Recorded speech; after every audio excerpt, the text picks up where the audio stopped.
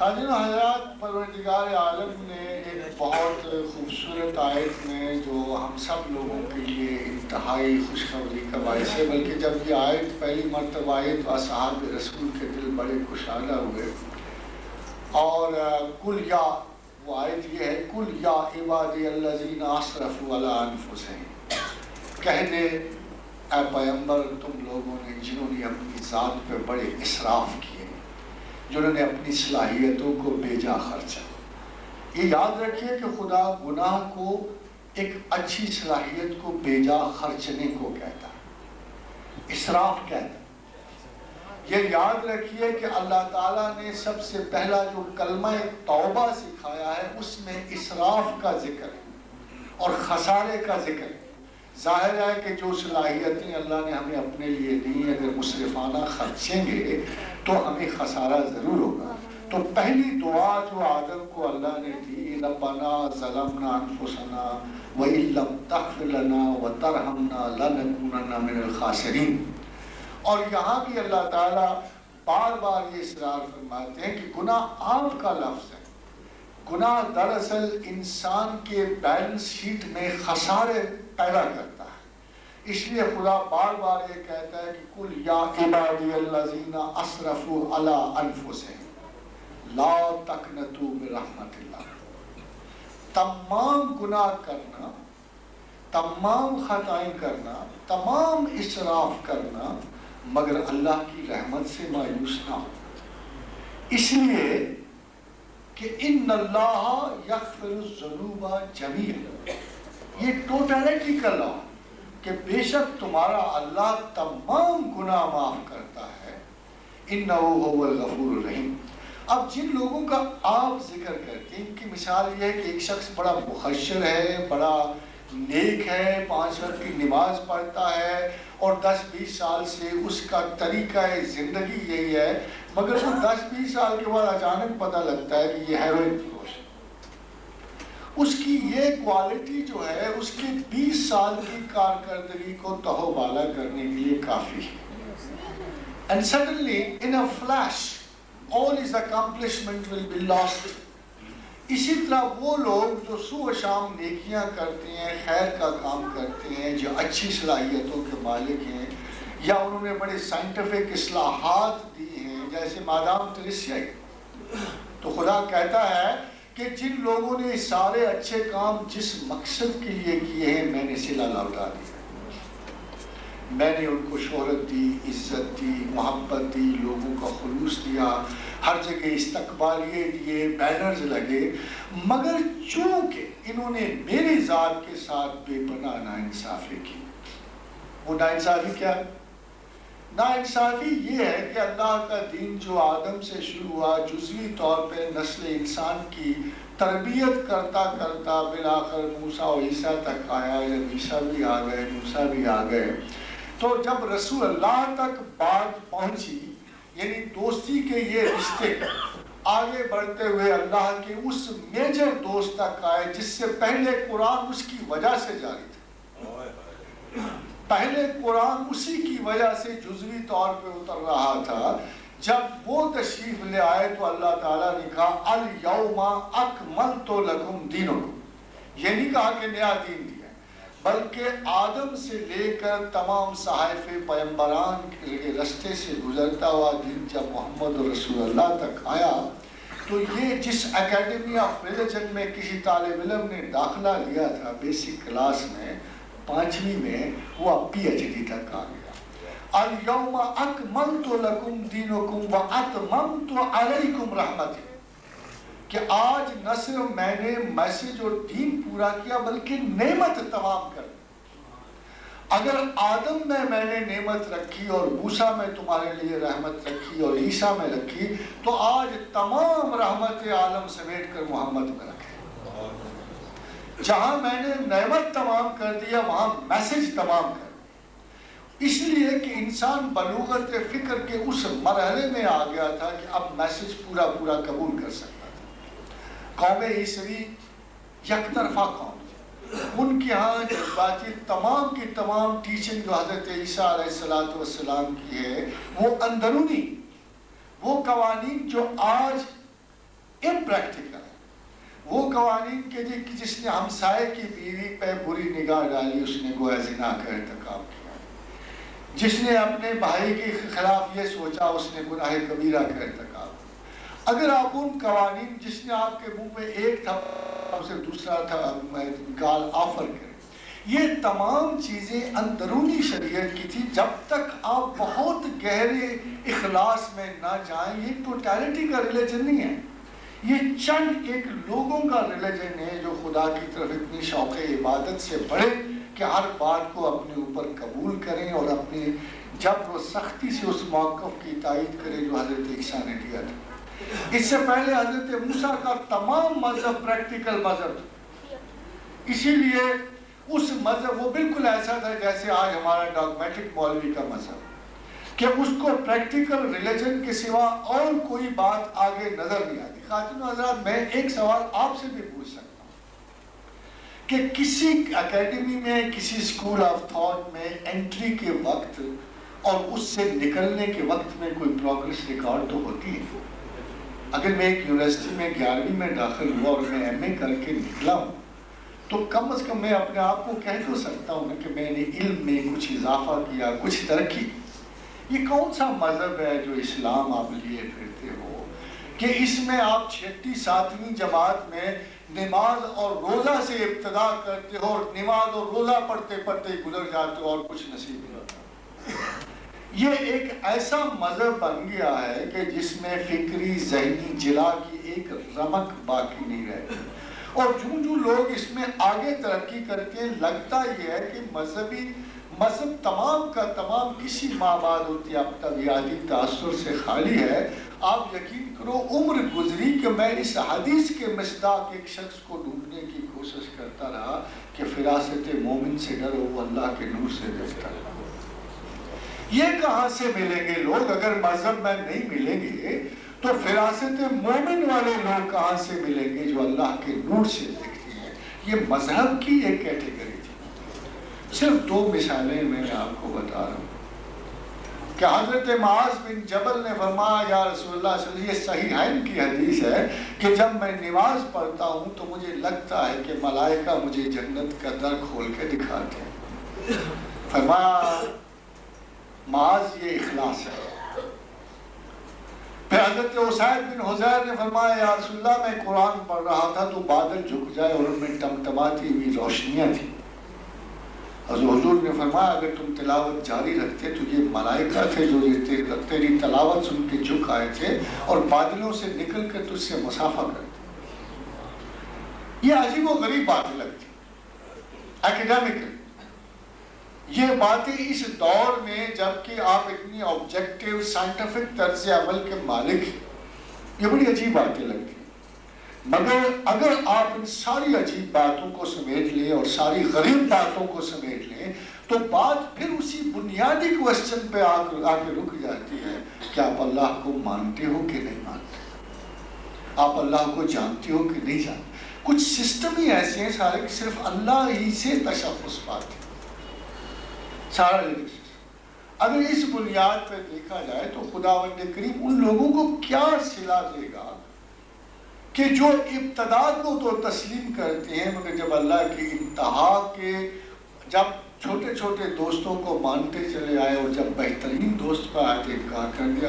ادھر اللہ کہتا ہے یار اس بہترین دوست کا تم انکار جس کے لیے ساری کائنات میں نے بنائی، اگر وہ الحمدللہ رب العالمین ہے تو اس یہ خطاب تو کسی اور کو پیغمبر کو نہیں ملا، وما ارسلناک الا رحمۃ للعالمین، کہ جہاں جہاں خدا کی ربوبیت کی حدود ہے وہاں وہاں محمد رسول اللہ کی رحمت کی حدود ہے۔ اور یہ یاد رکھیے کہ یہ ایک مخلوق کے لیے نہیں ہے بلکہ خداوند کریم نے یہ فرمایا کہ تمام مخلوقات ارضی اور سماوی کو پیدا کرنے سے پہلے میں نے ایک چیز کو معاہدے کے طور پہ کتاب میں لکھ لیا وَكَاتَبَ عَلَى نَفْسِ رحمت، کہ میں ان پہ ہر حال میں رحم کروں۔ رحم کرتے کرتے محمد رسول اللہ پہ انتہائی رحمت فرمائے۔ اب اگر کوئی شخص کتنا ہی نیک ہو، کتنا ہی کریم النفس ہو، کتنا ہی خلیق ہو، مہربان ہو، خدمت انسان میں ہو، جب اللہ کے سب سے بڑے دوست کی توہین کرے گا تو اس کا کیا مقام ہو سکتا ہے؟ جب محمد رسول اللہ کو ماننا ہی ایک شخص نہیں مانتا، اور کیوں نہیں مانتا؟ Let's go back to the reason, کہ وہ کیوں نہیں تسلیم کرتا؟ آج تک کسی غیر مذہب کے لیے محمد رسول اللہ کو نہ ماننے کی کوئی ریزن نہیں۔ میں اس کی وجہ آپ کو بتاتا ہوں۔ ٹامس کارلائل کتاب ہیروز اینڈ ہیرو ورشپ مرتب کرتا ہے، تو اس نے اپنے پیغمبر کو کیوں نہ رکھ لیا ہیرو کے طور پر؟ سوال یہ ہے کہ وہ مسلمان تو نہیں ہے، مگر مسلمان پھر بھی نہیں ہوا ہے۔ مزے کی بات یہ ہے کہ یہ ہیروز ورشپ میں محمد الرسول اللہ کو پروفٹ ایز اے ہیرو مانتا ہے کہ اگر کوئی سب سے مؤثر اور بڑا اور انقلاب انگیز پیغمبر گزرا ہے تو محمد رسول اللہ ہے، مگر پھر بھی محمد رسول اللہ کو نہیں مانتا۔ ابھی حالیہ کتاب میں 100 گریٹ مین میں وہ ہم نے تو نہیں لکھی ہے، وہ انہی لوگوں نے، انہی کے ہسٹورین سے مرتب کیا ہے۔ وہ لوگ جنہوں نے دنیا کو سب سے زیادہ متاثر کیا، ان کی سب سے بڑی ٹاپ پہ محمد رسول اللہ کو نام لکھا۔ پھر یہ لوگ کیوں نہیں مانتے؟ مجھے بتائیں نا، آپ یہ کیوں نہیں مانتے؟ اور اگر باوجود اس کے کہ طلوع مہر ہو اور آپ اتنے کور چشم ہوں، یہ تو پھر اندھی چمگادڑوں والی بات ہے۔ سورج کو نہ دیکھنے کے لیے آپ الٹے لٹک جائیں تو ہم ان کا کیا کر سکتے ہیں؟ خدا کو ان سے کیا پڑی؟ خدا کا تو سارا فسانہ دنیا ہی فسانہ ہے محبت اور دوستی، اس کو تو اور کسی بات کا پتہ ہی نہیں۔ وہ تو اپنے دوستوں کے لیے کس حد تک چلا جاتا ہے کہ جب رسول اللہ صلی اللہ علیہ وسلم سے پوچھا گیا کہ یا رسول اللہ، چلو ابراہیم تو اللہ کے دوست تھے، بڑی محبت والے تھے، مگر یہ صفا و مروہ کیوں؟ ابراہیم تو نہیں تھے صفا و مروہ میں، تو کیا ہم خاتون ابراہیم کا بھی طواف کریں گے؟ تو ام المومنین عائشہ صدیقہ نے یہی سوال رسول اللہ صلی اللہ علیہ وسلم، ایک دم سے اللہ حضور غیرت میں آ گئے، فرمایا ان الصفا والمروہ من شعائر اللہ، کہ خبردار ابراہیم سے منسلک ہر چیز شاعر اللہ، وہ میرا دوست ہے، وہ میری محبت ہے، وہ میرا خلیل ہے، وہ ایک ایسا انسان ہے جس نے میری دی ہوئی نعمت کا سب سے بہترین فائدہ اٹھایا ہے، اس نے مجھے اپنے عقل و شعور سے پہچانا ہے، اس سے بڑا میرا کوئی دوست نہیں ہے، اور اس کی بیوی بھی مجھے اتنی عزیز ہے جتنا وہ عزیز ہے، اس کا بیٹا بھی مجھے، اس کی عطرت مجھے عزیز ہے، اس کی دعا مجھے عزیز ہے کہ ربنا وابعث فیہم منہم رسول منہم یتلو علیہم آیاتک ویعلمہم الکتاب والحکمت ویزکیہم انک انت العزیز الحکیم۔ کہا کہ اس کی دعا مجھے عزیز ہے، اور اسی کی دعا کی وجہ سے میں نے رحمت عالم کو اس کے خاندان میں رکھ لیا ہے، محمد رسول اللہ صلی اللہ علیہ وسلم۔ یہ تو فسانہ ہے دوستی۔ آپ خود سوچیں، حجر اسود کو کیوں چومتے ہیں؟ کیوں چومے پتھر کو؟ ٹھیک کہا تھا عمر نے، اس کی حیثیت ہی کیا، ہم کیوں اسے چومیں؟ جنت سے آیا ہوگا تو دیکھا جائے گا، مگر حقیقت یہ نہیں۔ حقیقت یہ ہے کہ ہم پتھر نہیں چومتے، ہم تو لمس دست ابراہیم چومتے ہیں، ہم تو اسماعیل کے ہاتھوں کو چومتے ہیں، ہم تو محمد الرسول اللہ کے دست مبارک کے لمس کو چومتے ہیں جو اس پتھر کو لگے ہوئے ہیں۔ تمام فیلنگ کی سطح، feeling is a better science. I tell you, emotions and feelings کی سائنس ڈیولپ نہیں ہوئی ہے۔ سائنسدان میں اور مسٹک میں ایک فرق ہوتا ہے۔ سائنسی تجربات میں سائنٹسٹ کی فیلنگ کا کوئی حصہ نہیں ہوتا، وہ چاہے ناراض ہے، بیمار ہے، اداس ہے، جس عالم میں بھی ہے، کیمیکلز نے وہی ریئیکشن کرنی ہے جو اس کے نصیب میں لکھے ہوئے ہیں، مگر صوفی کی ایک معمولی سی فیلنگ اس کے تجربے کو غلط کر دیتی۔ He is a better scientist۔ اس کو یہ پتا ہے کہ میرا ایک ایموشن، میری ایک فیلنگ میرے تجربہ ہے اور سب سے قیمتی تجربات حیات کو خراب کر دے گی. میں جس حیثیت اور جس حقیقت کو جاننے چلا ہوں وہ سائنسز کی غایت اولا ہے, چاہے سائنس اسے پہچانے نہ پہچانے. جس سائنس کا مقصد ہی کوئی نہیں ہے, جس سائنس کا مقصد فضائے بسیط میں ٹامک ٹویاں مارنا ہے, کیا آپ سمجھتے ہو کہ science is going the right one? جس چیز کو آپ ذرا غور کیجئے, میں آپ کو چھوٹا سا فرق بتاتا ہوں. یہ کتاب وہ کتاب ہے کہ سلیمان کے دربار میں ایک جن کہتا ہے, اے سلیمان اگر تو مجھے حکم دے تو میں تخت سبا ایک پہر تک تیرے دربار میں پہنچا دوں. تو قرآن کہتا ہے وہ ایک شخص جس کو اللہ نے کتاب کا علم دیا تھا, وہ ایک شخص آصف بن برخیہ, وہ ایک شخص جسے اللہ نے کتاب کا علم دیا تھا, وہ کہتا ہے پیغمبر مجھے اجازت دے میں آنکھ جھپکنے سے کم وقت میں تخت سبا ادھر لے آؤں. حاضرین و حضرات, 150 سال پہلے قریباً جب دونوں قوانین آئنسٹائن نے دے دیے تھے, matter can be converted into energy and vice versa is also true, تو آج تک انرجی میٹر میں کنورٹ نہیں ہوئی. آج تک چھوٹے موٹے تجربات, کافی عرصہ گزر گیا, ٹیکنالوجی پروگریس کا, اگر یہ واقعہ وجود میں آ جائے اور انرجی اور میٹر ایزیلی کنورٹ ہونے شروع ہو جائیں, تو یہ جو آپ سٹار ٹریک میں دیکھتے ہیں, آدمی آیا شعاع ڈالی دوسری طرف چلا گیا, زمین سے ستارے پہ منتقل ہو گیا, مگر آپ کو پتا ہے کہ کتاب کے علم سے ایک شخص نے بہت پہلے یہ کرشمہ معمولی سی کتاب کے علم نے سر انجام دیا. Isn't it the science the hard way کہ 3000 سال کی بعد سے سکتے ہوئے ایک ایک چیز کو جانتے بوجھتے ہوئے, تو آپ کا خیال یہ ہے کہ دنیا اتنی آگے جانے کے لیے ہے اس زمین میں جسے اللہ نے کہا مستقر و متاع الہین, چھوٹا سا کیمپ, چھوٹی سی دنیا. اس چھوٹی سی دنیا میں آپ جن اچیومنٹس کے خواب دیکھ رہے ہو, آگے بڑھنے کے خواب دیکھ رہے ہو, ماسٹری آف دی ہول دنیا, ابھی تو آپ کائنات کی دہلیز پہ آپ نے قدم نہیں رکھا, آپ کو کتنی عمر چاہیے. گیلیکسی لائف کو دیکھیے جہاں کروڑوں اور بلین ایئرز کے فاصلے مختصر ہو جاتے ہیں اور اپنی زندگی کوئی ایوریج بنتی ہے. اسی کو اللہ نے کہا مل حیات دنیا الا قلیل, not a few, not a few.